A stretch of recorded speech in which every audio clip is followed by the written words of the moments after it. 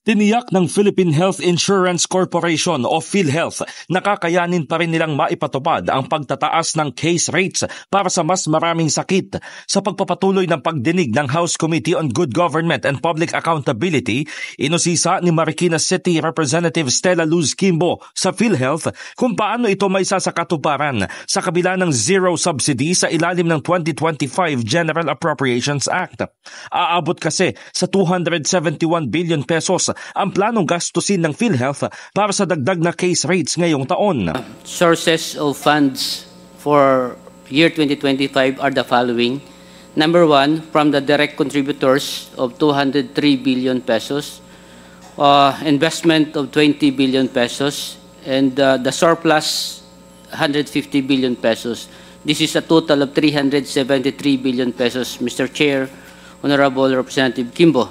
Now, if we're going to compare this one to the total approved corporate operating budget of PhilHealth of 284 billion pesos, still PhilHealth has an available funds of 89 billion pesos, Mr. Chair.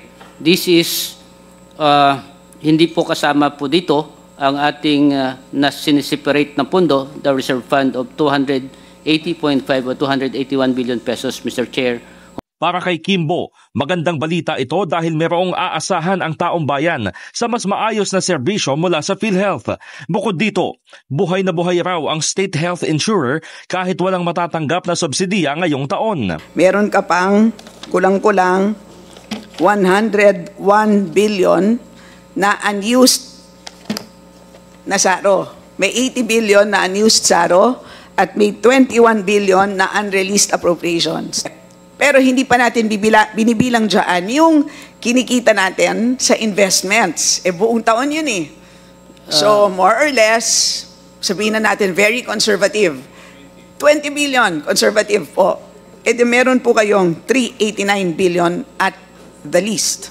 Samantala, nakakaramdam din umano ng pressure ang PhilHealth na ayusin ang kanilang koleksyon ng mga premium.